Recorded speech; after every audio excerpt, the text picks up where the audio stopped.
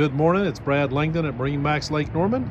Today, I'm going to walk you through a Chaparral 284 trade-in boat. As you can see, aft seating in the transom, ample stadium seating in the cockpit. Carpet flooring is all in very good shape. This boat's equipped with a freshwater sink, countertop, dual helm chairs.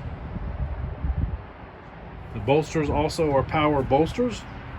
This boat has a Garmin GPS map 531, 262 hours, head area with enclosed door.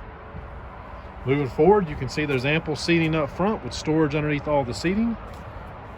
You have an anchor locker up front, pop-up cleats, awesome stereo system, and looking aft, you can see how nice and clean this boat is.